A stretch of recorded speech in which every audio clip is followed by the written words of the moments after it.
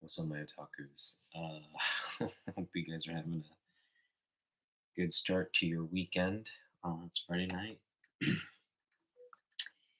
and just thought I'd hop on because we got some stuff to unbox. We got a comic book here, which we'll get into.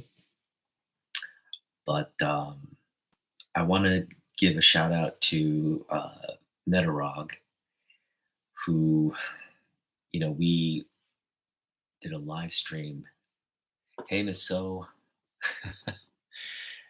No, I just got a late start. Yeah. Sorry to keep you waiting.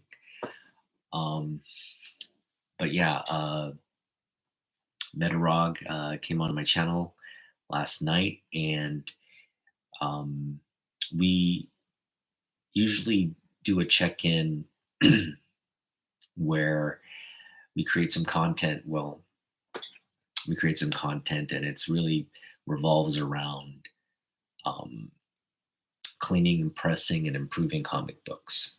It's essentially what it is. And what I do is um, I well, what he does is he generally generously takes my books and takes a thoughtful approach to how to improve them. Um, and these are generally older books or books with issues. But this time around, we're trying. Because in the past, I had him kind of improve books that were low grade and that stayed low grade. It didn't really get a bump or improvement.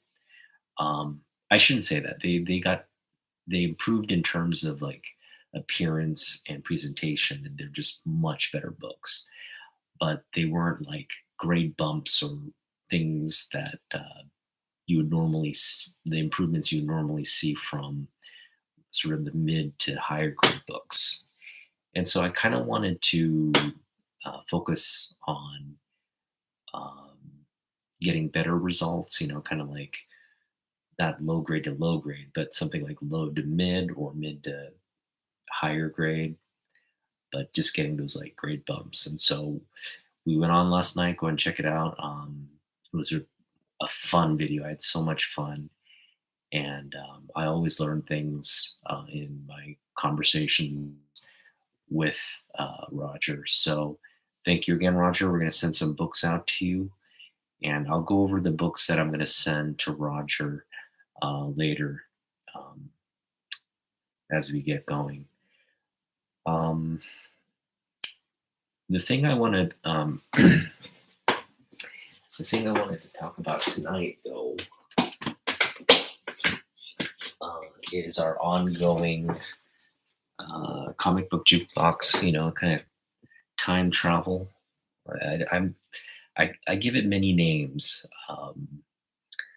but it's kind of like the Wayback Machine with comic books, the comic book time capsule. It, but essentially, what we do is we focus on a book and we go back to the time when that book was published, and we kind of look at what was going on, kind of talk to what was going on in my life, and hopefully that triggers some, these just what the movies and the songs and the things that were going on trigger something for you. And it's really just an ode to you. I think you'd most appreciate this if you're a fellow Gen Xer like myself. I don't know if you'd get much joy out of it as a millennial. Maybe you listen to like an older person talk about, a period when we didn't have cell phones, there was no internet. Um, our lives revolved around VHS cassettes and tape cassettes. Uh, it was a very analog. I shouldn't say analog because it's we had computers, we had you know we had electronic devices. We were heading toward the digital age, but it was uh, you know it was it was still rather uh, analog. That's just, I guess, the best way to say it. Just still rather uh, doing things that today would confound the youth of America. Like, why did you listen to that? um, but it was definitely a time when we did more outside as kids. We'd go outside, we'd ride our bikes. Um, it was, I think, a time when sleepovers and parties and these kinds of things were a little bit more prevalent than it is today. But yeah, it was the dark ages for sure. Although, for me to kind of reminisce and reflect back, um, I have many like warm memories of the dark ages. Um, Not to say, like even 10 years ago wasn't great, but definitely I think you didn't really miss out on anything because you didn't have a computer or a mobile phone. It just, you know, you're just able to kind of access information and resources faster now, which is a good thing versus back then. But the trade off is we weren't so absorbed in our phones. They didn't consume our attention 24/7. And I just feel like the younger generations are really struggling with managing um, that balance with technology. And it really is um, important. I think ultimately engaging with people and developing relationships, and at the end of the day, just connecting with people is kind of what we're here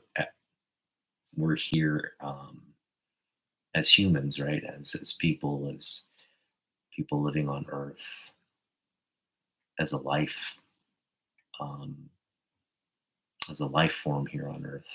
I feel like that's kind of our higher purpose.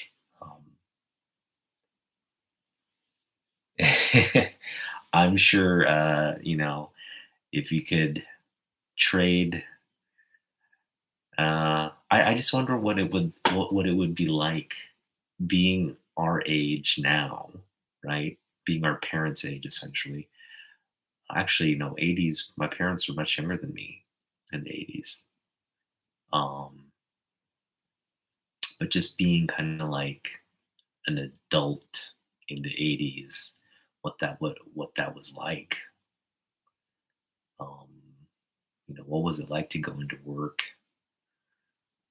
do your taxes, and I would imagine the same complaints we have now, the adult complaints we have now, were probably um, existed then as well, but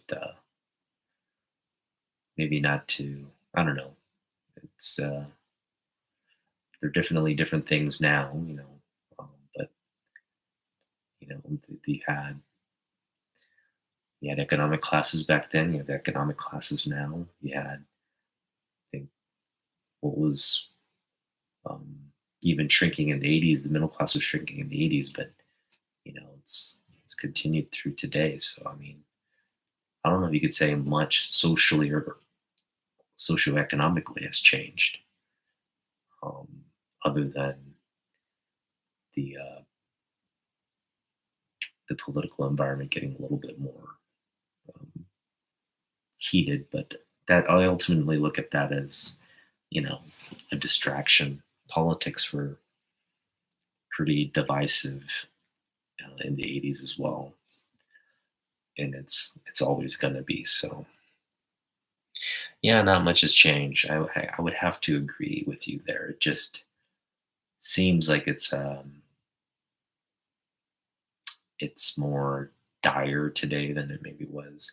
But in the 80s, we were living under the veil of the Cold War, right? We were facing real fears about uh, nuclear. nuclear holocaust, and we just don't have that kind of fear today. Although threats like China and Russia exist, and that threat still, I think the Cold War, yeah, just because Russia went away a little bit and then now they're back, and still the threats are there. But anyway, that segues really nicely into our book for this week, and that is The Watchmen by Alan Moore, illustrated by Dave Gibbons. And this comic book, because it came out as in a comic book serial format and then was adopted to a trade paperback. This, when it came out, was a revolutionary comic book because of the brilliant writing of Alan Moore and the nuanced story of The Watchmen. The Watchmen really is so layered, uh, but at its heart, it's about the golden age of comics.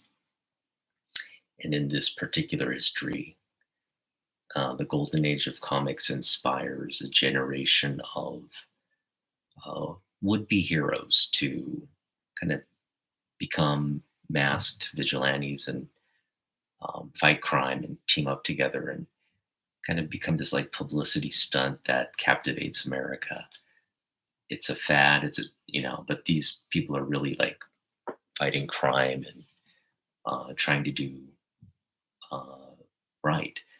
But it's also a psychological, you know, uh, the psychological window into these very disturbed people. And I shouldn't say disturbed, but they're just regular people, right? They're everyday regular people with problems, and that's exposed. But then uh, as the Watchmen go on, one of the central characters in the story is Dr. Manhattan, and Dr. Manhattan is this brilliant, you know, upcoming nuclear physicist who has this horrible accident, and he becomes this like godlike creature who can manipulate matter. He can teleport, and he can basically, create copies himself. He's just got godlike powers. He basically can control matter. He can he sees through time, right? And he can travel through time.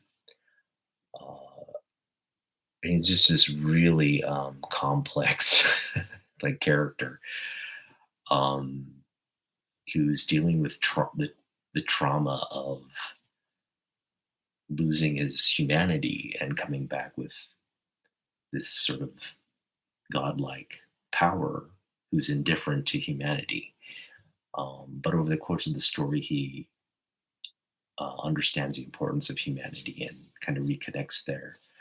Uh, and there's a relationship he has with one of the female characters, who's the daughter of the previous generation of heroes. So it kind of goes from the golden age to the copper age of superheroes, and that you really have two teams: one that represents the golden age, and one that represents the copper age, the new Watchmen. And Dr. Manhattan, sort of this bridge between the old and the new. And it's a really complex story. I'm not going to give away like too much of it, but there's a mystery around the murder of the comedian, who's one of the golden age heroes, and it kind of reunites the copper age folks, because by the time the copper age folks kind of get together and try to do something, they're disbanded. And this is all under the umbrella of a new Cold War developing in this timeline between the United States, which is the dominant superpower, and Russia, which is kind of just like fearing for its existence because Dr. Manhattan is like the weapon of the United States. So,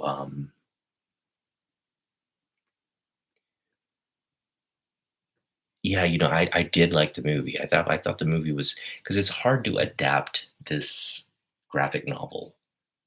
Um, like, you just almost I just have to read it. There's so much narrative um, in the book, and it's layered with like parts of the autobiography, parts of you know uh, like poetry, like kind of these like articles and these reports. It's just layered with a lot of narrative um, and a lot of imagery.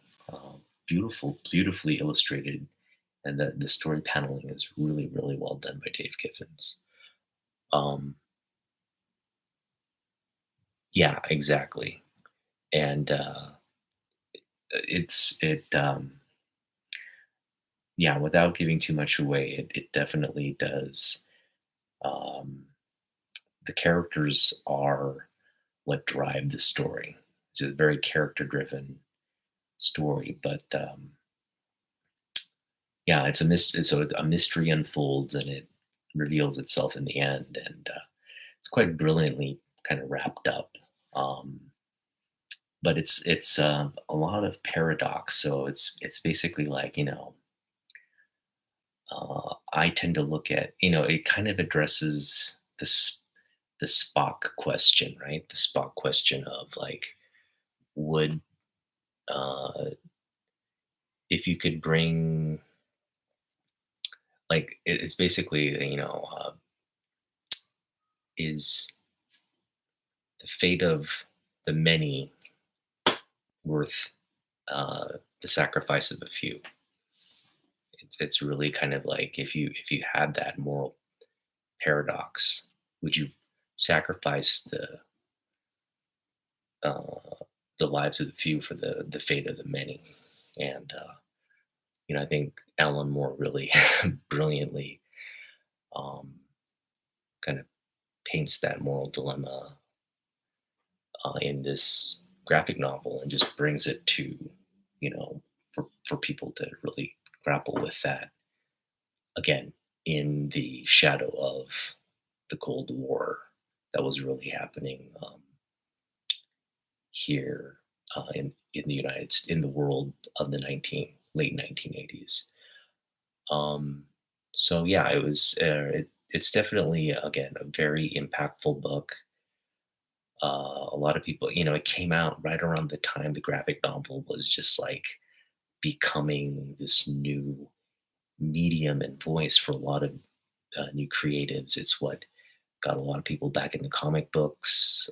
It was taking comic books in a new direction, right? It was like that comic books could do more than just be like these, like superhero books, but it could tell really through, through just some creativity, it could really tell thoughtful um, stories that grappled with sort of uh, the question of what is it? What does it mean? What does our humanity mean? What and tackle the themes and topics of the day. So uh, Alan Moore was just sort of the first of many brilliant writers that would come onto the scene. Artists as well. Um, so comics were heading in a very kind of new direction. And this is when you start to see interest in the hobby, sales start to pick up, more people wanting to read, a new generation of kids. That included me, right? I was just smack dab in the heart of the comic boom, um, and it really grew like a bubble. The comic industry, right? I think a lot of it was kind of you had a lot of speculative collectors, which didn't help. Um, but yeah, you had this like uh, market of collectors who really thought what they were buying would be worth hundreds of dollars down the road. Now, that never happened, um, but what it did deliver was good stories, good artwork, and a lot of good memories reading comic books in your living room or in your bedroom. Um, so, yes. Now, I was in '87, I did not read The Watchmen. I read Watchmen a little later, probably like, I want to say it was like 89, 90 when I read it. And it was great. First off, it was great, but it was also a little, I think, too mature and a little too, you know, it was too intelligent for a high school kid to really grasp. It was really targeted at, I think, like an adult audience, and yeah, it wouldn't be until much later when I would reread it and gain a new appreciation for it. Because when I read it when I was in high school, I was just like very confused by it, and like it would be years later until I just appreciated um, how just remarkably break uh, what's the word I'm looking for? Just revolutionary and innovative it was at the time. Yeah, Alan Moore didn't like Zack Snyder's rendition of the movie, and I get why he didn't like it because it was like it essentially just focused on like the cinematic elements of it, right? It didn't tell that broader story. They didn't have some of the peril. They couldn't. It was just a movie, right? They had to really keep it linear, but there's just like kind of those parallel narratives that are running along with the main story, right? So those were I can understand, like, you just can't bring all that nuance and commentary into uh, the movie. And I think another area where it kind of glossed over is just the psychological, um, you know, uh,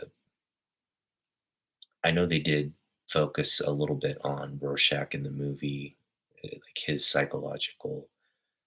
Um, the guy's just basically a lunatic, right? He's a psychopath, um, pretending to be a superhero, but like yeah, like all their little psychological is implied in the movie. It's not really.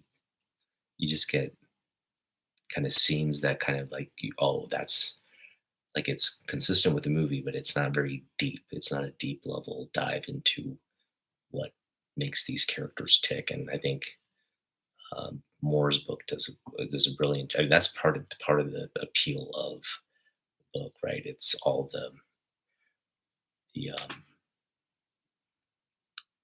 additional sort of backstory and dialogue between characters that sets up these like profiles of these would be superheroes. Like, yeah, it's an really a good analysis on like um, the the innate ability of us to be heroes, all of us to be heroes, but then also the innate flaws that all of us have, the psychological and emotional flaws that we bring, and so that's kind of like maybe all these characters you can kind of relate to in that way. Yep, I enjoyed the movie a lot, and I think, yeah, without getting into the book, the comic book, if you were just to go and watch the movie as a movie, it's a real it keeps all the essential linear elements of the main story, which is really great. And yeah, I did enjoy the Watchmen. I enjoyed the Watchmen series too when it came out, but unfortunately, I think it just ended there. Um, I know Louis Gossett Jr. passed, and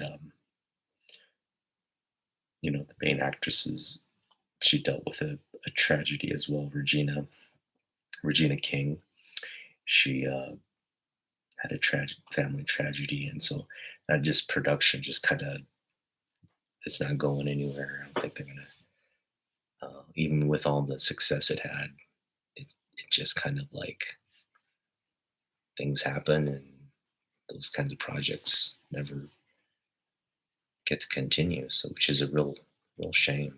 That the new Watchmen was so good as a serial, right? It wasn't a movie. It was a really layered serial. So really appreciated that. But I know there's a new Watchmen that integrates them into the DC universe, and it's like Doomsday. I think it's called the Doomsday Clock, and um, they're like solo series, kind of showing each character. Um, I believe it's a I believe it's a new timeline. Correct me if I'm wrong, but anyway, it's the Watchmen have been revived and they're part of the DC universe now, and so I may have to get into that at some point. But anyway, we're gonna. Um, so I do not own the Watchmen comic book, unfortunately. Issue one is something I really want to add to my collection, but I don't have that at the moment. It's a pretty big book. And where did I put it? Oh, there it is. But I do have the reprint. I think this reprint is from right around when the movie came out. So um, the cover for the reprint is actually better than the original cover, because the original cover is just a bloody smiley face on it, which is cool. That's just iconic. But in terms of like covers, I think this is a better cover. It is a Dave Gibbons cover, which is really cool. But I would want to get Watchmen #1. I think it's just one of those landmark books from my comic book collecting era that most collectors from that era would want. And again, it's a big book. It's like $60 to $100 book. If I get it, fine. But if I don't, it's not going to kill me. It's not like I have to go out and own the book. I can do without it. I just would like to have it in my collection, but um, if it never comes to me for just a couple dollars or whatever, I think $10 is kind of right around what I'd want to pay for that. 10 to 12, maybe to $20 if it's high grade. But I would never pay like above $20 for that book.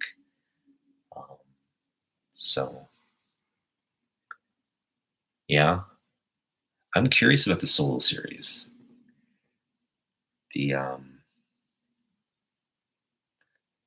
Are you talking about the recently the modern ones, the ones that came out in the last 10 years?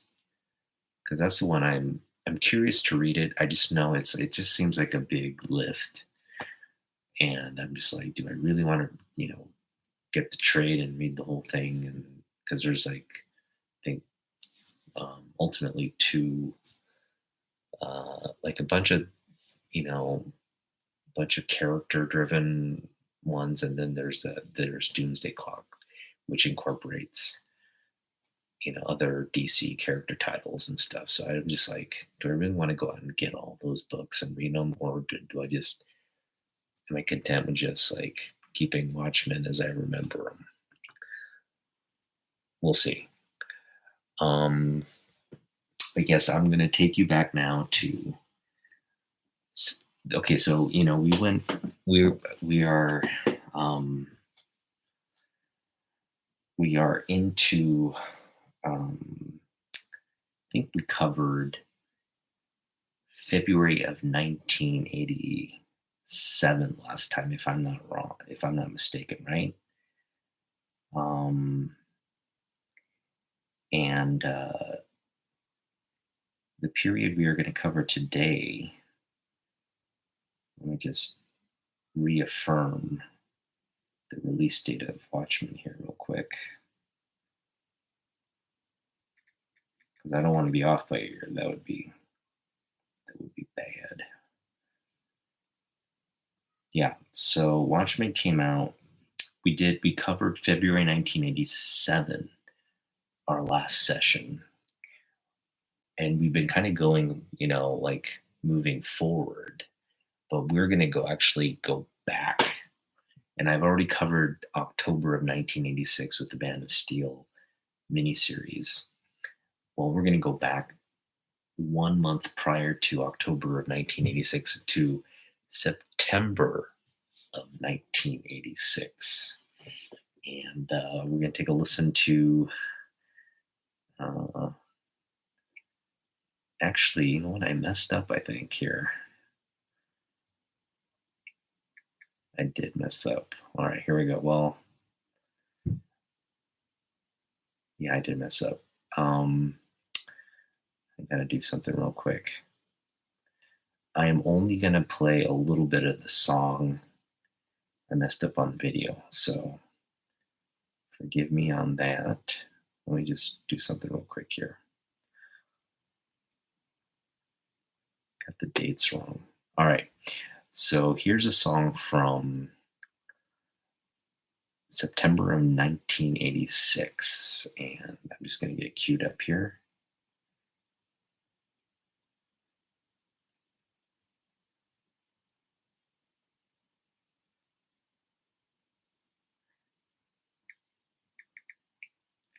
The reason I chose this song is because um,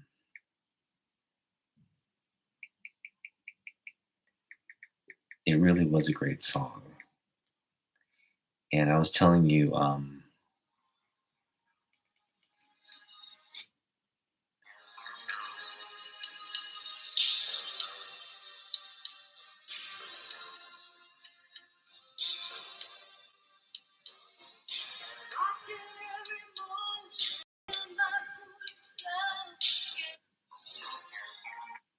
yes, Berlin, Take My Breath Away from the Top Gun soundtrack.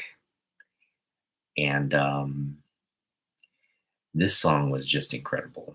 Like I was talking about how I was developing, um, romantic kind of grappling with romantic inclinations for a classmate.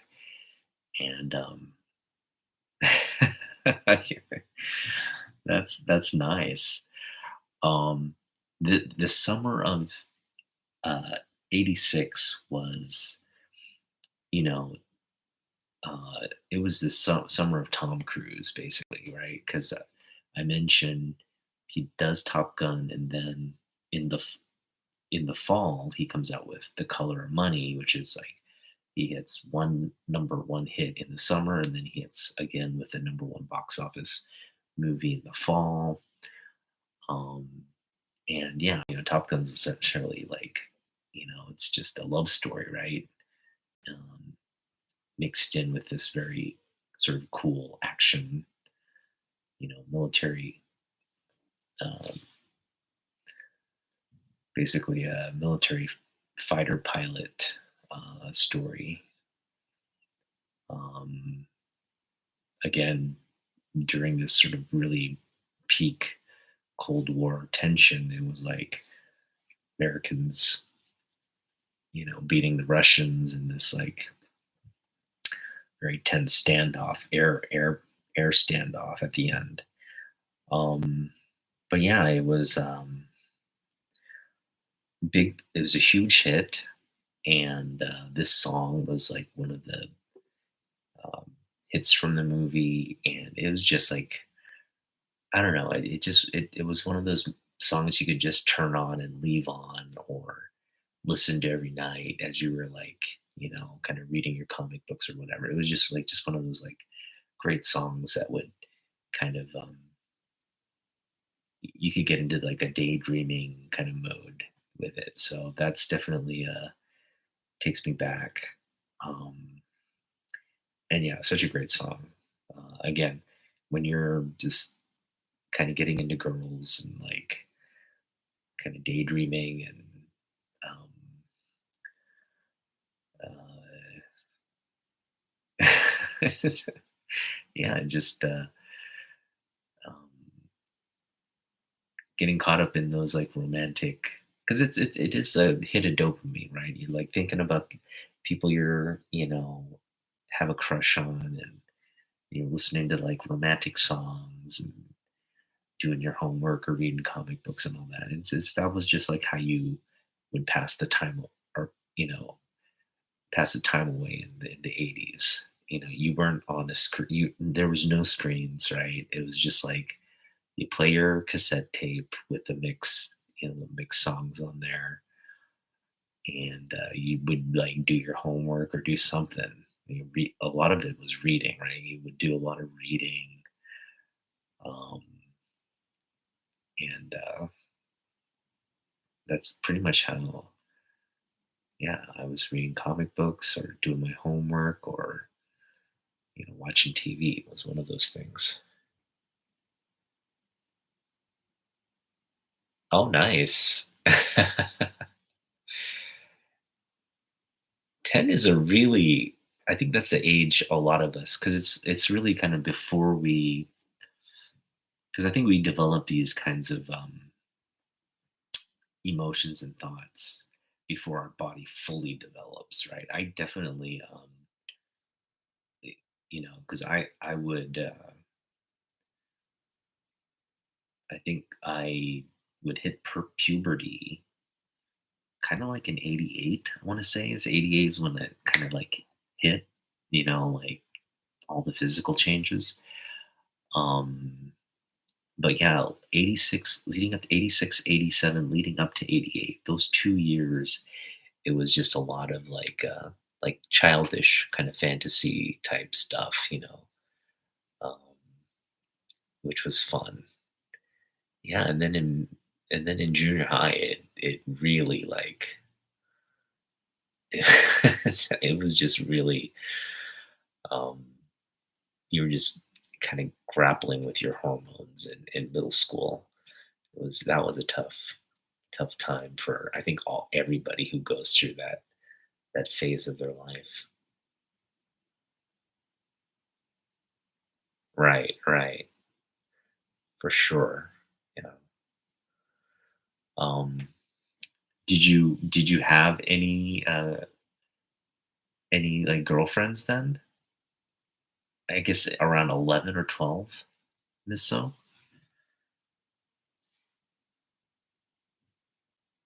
or were you kind of like I guess you're maybe still a little confused.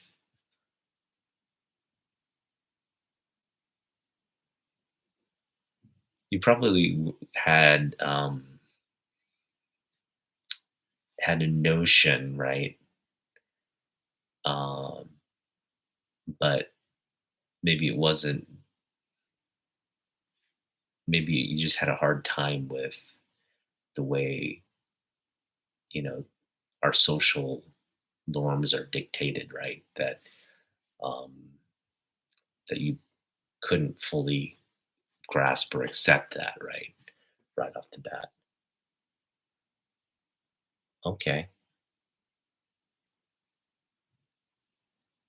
okay, cool.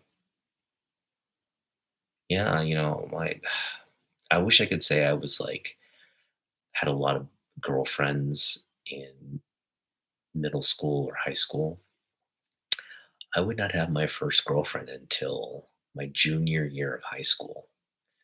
Um, So middle school was pretty. It was, yeah, it was never reciprocated. I definitely had crushes throughout middle school. It just was never like reciprocated. I think I look back now and I think part of it was like, you know, my parents didn't really encourage me to date anyone. They were just like, no, you should just focus on like your academics. And so I didn't really have a lot of freedom to go out and, go on dates, or just hang out with kids after school. It just never really, especially in middle school. Middle school is like, um, yeah, kind of lonely. Like I would hang out with them during school hours, and I had drama and all that. You know, Drama class and drama rehearsals, but I would just kind of come home in the evenings, and that would be that. Um, and I didn't really have any friends I would talk to on the phone because my you had phone bills. You actually, if you called and stayed on the phone too long, you rack up this phone bill that the parents would always be upset over. So yeah, I was more kind of my parents wanted definitely like for me to keep my grades up, and you know they're like you'll have plenty of opportunities to like date and do all that when you're older. So they were they. I think I think everybody's grades get go down in senior year. You're just not in that mindset senior year. You just want to like, it's the last time you get to be with your friends, so you just want to kind of goof off and yeah, yeah. I mean, those are good times, but there's a lot of like I don't know. I just feel like missed opportunities. Um, but all in all, it turned out okay, I guess. Right? We're all yeah. In 12th grade, just like a because I knew where I was going to go to school, like college.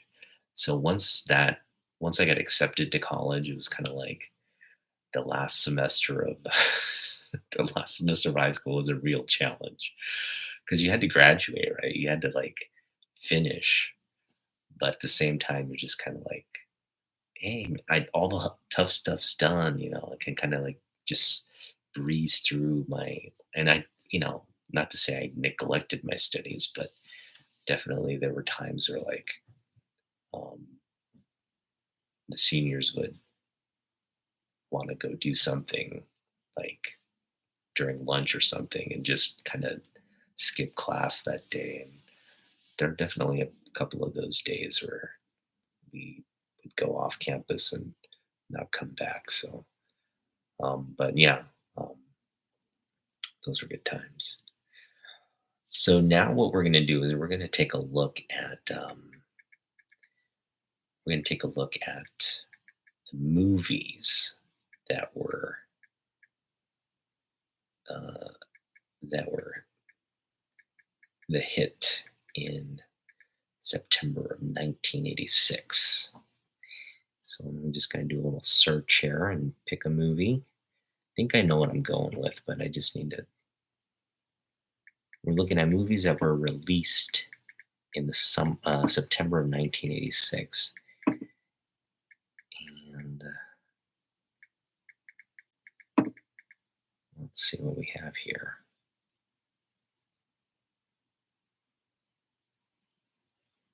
So we already did October 1986, and we're doing September.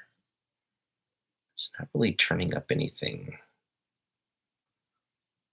incredible here.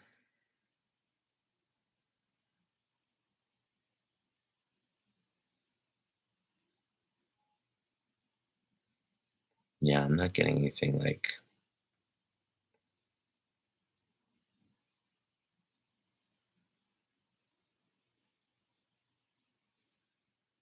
Mm,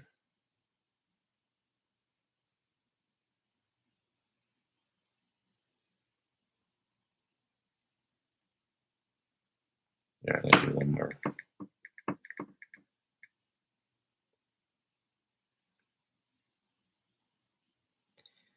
Well, we have The Mission.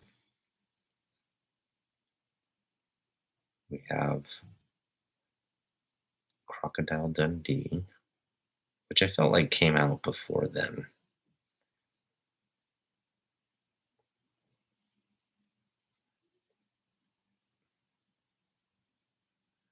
Captain EO.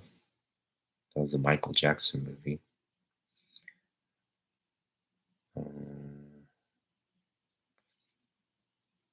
Not much was going on, I guess, in 1986 September, movie wise. Um, yeah, nothing I saw, nothing really worth. Um, but we can talk about the top movies. Again, number one movie uh, for the September box office was Top Gun, which just continued. And then Stand By Me. That's what something we could talk about. Stand By Me also came out that summer, and I would not watch Stand By Me until probably high school, and so I didn't particularly like. But I mean, you know, Will Wheaton. It was who was it? It was Will Wheaton, Corey Feldman, and River Phoenix. And that movie made all those little kids like big stars. Kiefer Sutherland was in that movie. Um, that book, this that it was based off a short story by Stephen King, who wrote under a pen name for that Stand By Me story. But yeah, Stand By Me was a great movie. Yeah. Um, Richard Dreyfuss was like the narrator who was in that movie too, because he was the Will Wheaton character, I think, right? Um, but yeah, it's about friendship, um, one memorable summer with your best friends, and then just this, they're basically taking this sort of trip to go see a dead body, apparently, and some interesting things happen, and there's a lot of poignant moments between these four friends, and um, yeah, just kind of like I know that movie is like a nostalgic look back at a you know at a more nostalgic time, and it's kind of like what I'm doing now, looking back at my uh, childhood, because I was right around in '86. I was right around that age, right? It was exactly that age. I was what, like 12. Um, so it's like it's funny how that movie, thinking about that movie now, resonates with myself back then. This is when that movie came out. So a lot of weird things, little weird dynamics there. Armed and Dangerous with John Candy. I gotta say I do remember it, but I don't think I ever watched it. That is something I will have to go and do. Um, yeah, rest in peace, John Candy. Man, we lost him really way too soon. He was just such a talented comedian.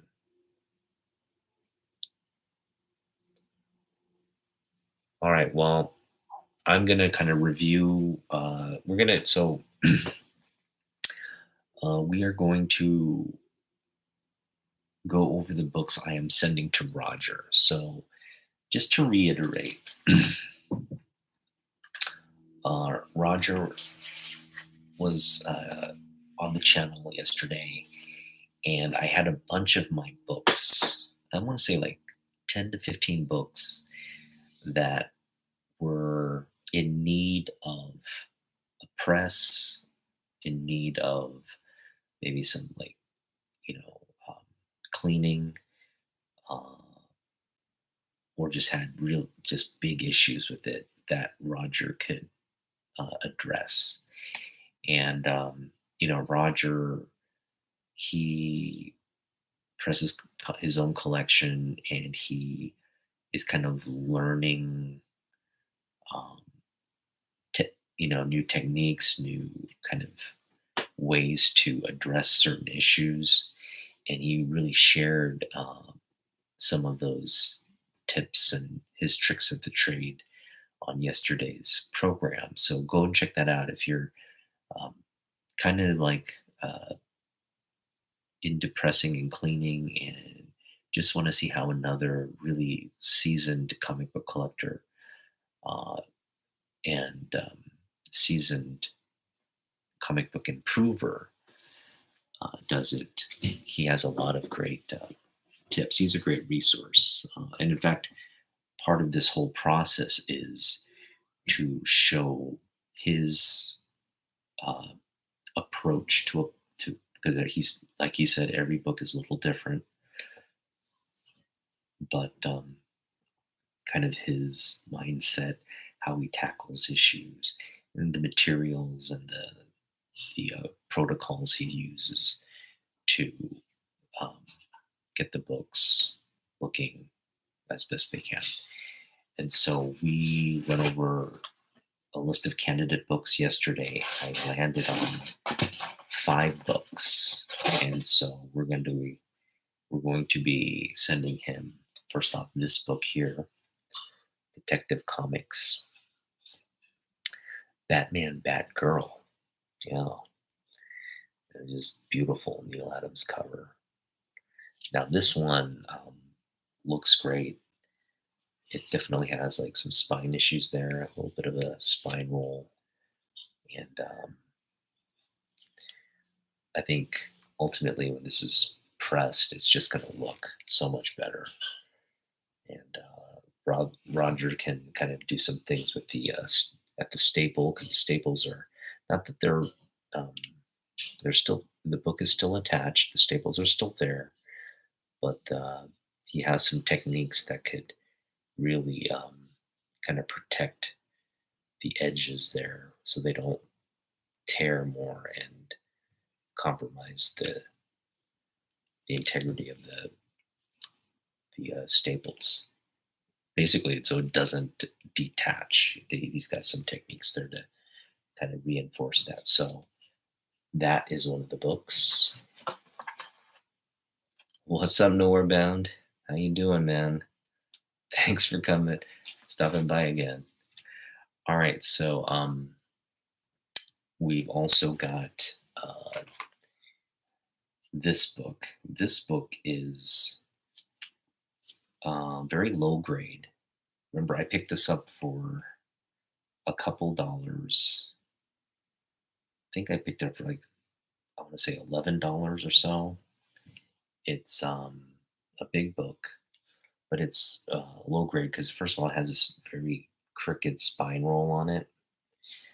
Um, it's got like a crease at the top here. It's like, I want to say almost 3 inches, and it's got like a pen mark there, which is weird. So it doesn't look all that great, but I know, yeah, it's also got some staining here, some foxing. So, yeah, after talking to Roger, I think Roger's very confident he can get this looking a lot better. So, we're hoping to bump this from low grade all the way to maybe, like a fine, maybe even a fine. Yeah, just go. It'll get to a fine, hopefully. So, Roger will cover that. That's the hope there. that he'll get it up closer to above mid-grade. This is another one that we again, it looks great.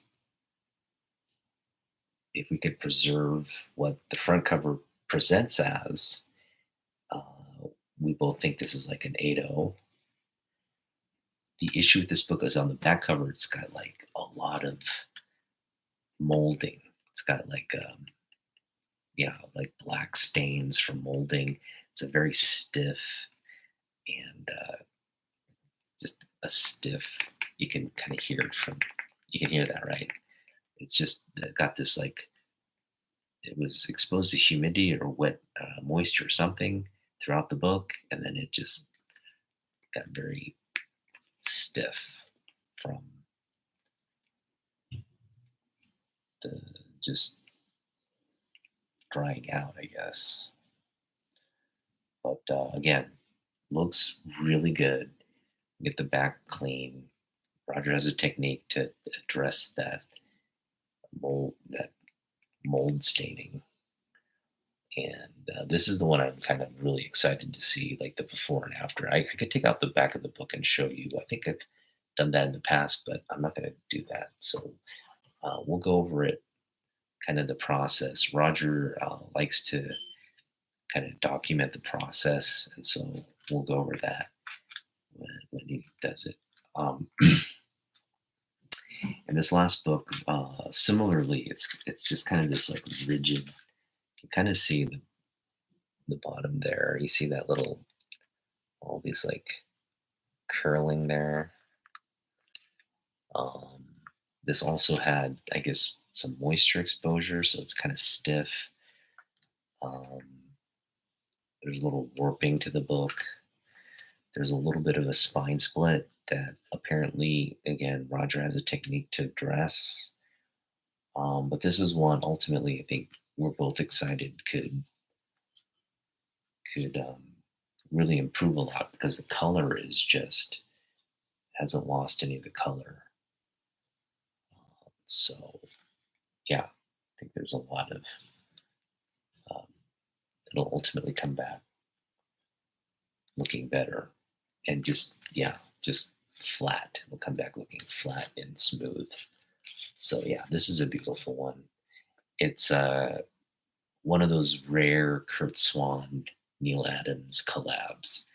It's Kurt Swan penciled this cover and Neil Adams inked the cover. So just a beautiful cover. Now, we did have a fifth book that Roger and I kind of selected, but Roger, for watching, I just want you to let you know, I'm not going to be sending the Sunfire book. I am going to be sending this book, and we're going to unbox this now, and we're going to add it to our consignment to Roger. So he'll just be like, oh, okay. But I think ultimately this is the better book to work on than nothing against this. I love that Sunfire book, and it's really got a lot of issues. And ultimately, when we do fix the issues with that book, it'll look great, I think. But that book is just really a sentimental favorite. It's not worth anything. So for me, it's like, it can wait, basically. This book, on the other hand, is one I would love to see in its absolute best shape. Now, this person obviously did not do a good job packaging. That's fine. We've got Costco cardboard or something. Like, this is how the book was packaged. I hope it's even in a bag of board. That's all I really pray for. But something tells me that's not even the case. I'm thinking this is an older adult the seller is an older adult because, first off, I ordered the book and there was just no activity on it for this book had a lot of issues. First, I ordered it again, nothing. I messaged the person, did not hear back from them for a week. So for 5 days, there's just nothing going on with this book. And then I get an email or confirmation saying, oh, the book's been shipped. So after 5 days, it ships out. And I think I told you last week, I was expecting this book on Wednesday. Well, it arrived today. So it took a little longer than, it was delayed for 2 days. And, so it is in a bag and board. Look, it's Coors Light. Who knew Coors Light made comic book back and boards? And things have been. But anyway, it took a while to get here, took a while to ship, but it's finally here. And I'm having issues now just getting it out of the Coors Light package.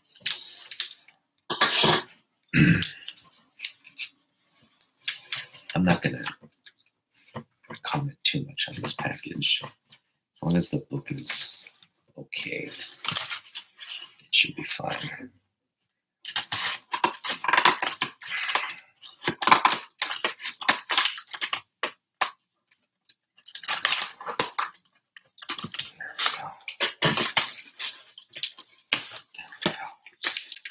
All right, well,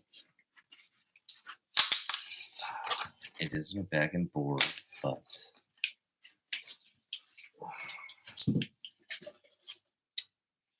it's,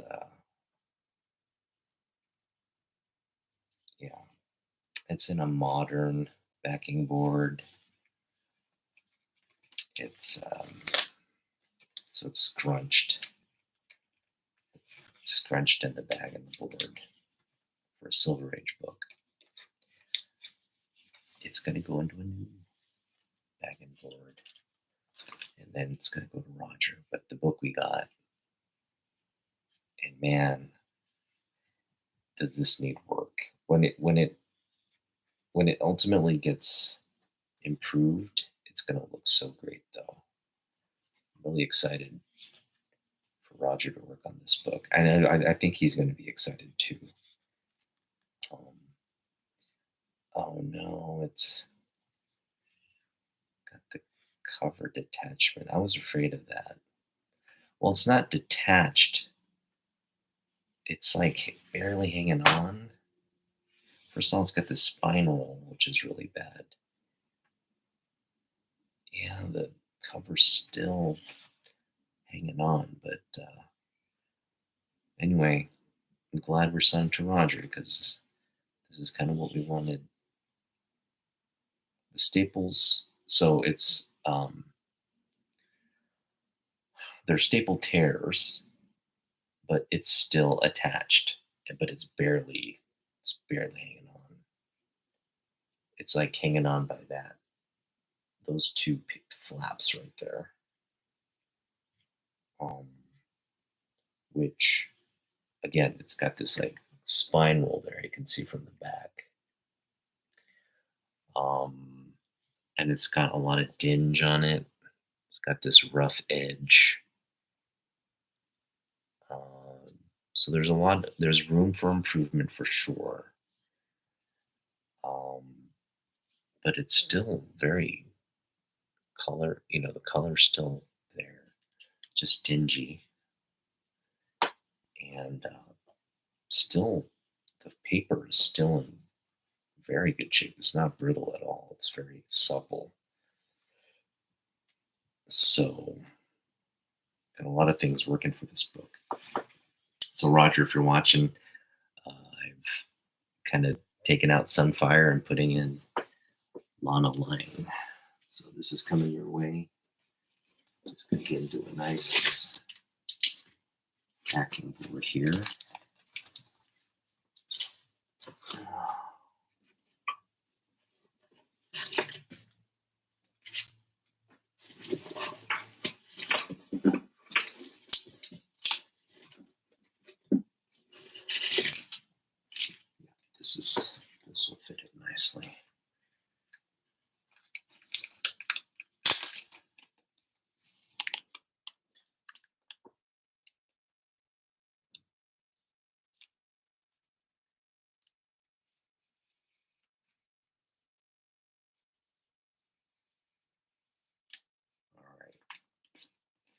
Well, this is going to the comic book doctor, and it'll go under the knife. We have Superman's girlfriend Lois Lane, issue 57, and it's the Super Baby cover, and it's a child abuse cover. Gotta love these child abuse covers. And Lois is like spanking him, but he's got the buns of steel. And Lana was apparently going at it with a tennis racket and like a cleaning brush. Again, they look fabulous. Lana and Lois look fabulous. That is nice. The waist, I know.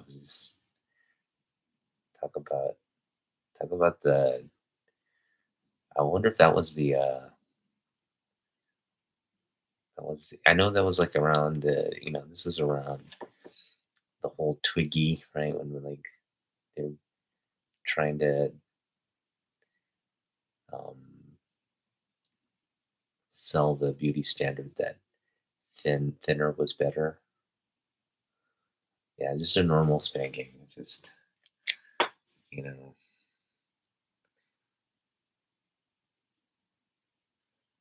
I love how, look at the blue shoes that Superman's wearing. He's got those blue shoes on. This was a very, it just screams 1960s right there. That's just great. I'm just so excited to get this back from Roger. Because it just needs a press. First off, it's just the press alone will make this book give it new life. Hopefully, he can address the spine roll and kind of glue. We've already established. I don't mind gluing techniques. There's like a paste that he uses that will apparently repair like tears and kind of re re-adhere the paper to its so that it's kind of sealed, right? It's like a sealant on tears. So definitely would want him to do that with this book and just work his magic. All right, so that is going in with. Now, what did I pay for this book? I paid nothing. I had built up apparently $10 credit with Mercari, and this seller offered it to me for $1. So it's $1 plus fees and shipping. That the shipping and fees ended up being like close to $8. So with $1, I was just getting sliding right under that $10 credit. So I was able to apply the credit. Book was sold for $1, but with other fees and shipping, total came out to like $9. So free book. Took a long time to get here, but it's here. And this is again one of the books we'll be adding to our batch of books that we're shipping to Roger to Metarock. And yeah, we got just a nice little mix of books here that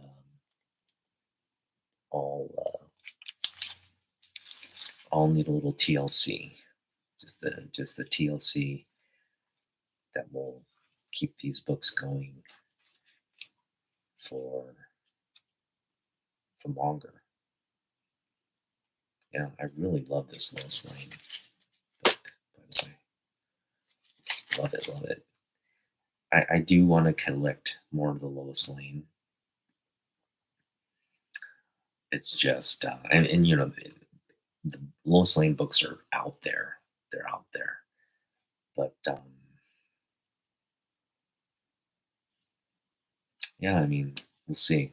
Just, it's gonna take some time and patience to start adding more books. But this is a big edition. This is again a book I've been wanting. Kurt Schaffenberger cover, Kurt Schaffenberger interiors. Um, this classic Schaffenberger right there with the fashion. So stylish, these ladies. Yeah. Um, just a great book. All right, so that is going to do it for me tonight, Miss So. Thank you so much. Great as always to have you connect with you here. And thanks for tuning in, Nowhere Bound. And I just want to give people heads up. Uh, Fanboy Prime is going to return to YouTube on his channel on the 22nd, which is a week from tomorrow. Um, at his normal, I'm assuming his normal time. So put a note, go and set up a notification, and I'll be there Saturday morning to catch him. Yeah, and other than that, enjoy your weekends, and I'll see you here tomorrow night when Jeff and I go live. Not here on his channel. We'll do Double Tiger, and then hope you guys have a fabulous weekend, and we'll see you back here next week. Peace out.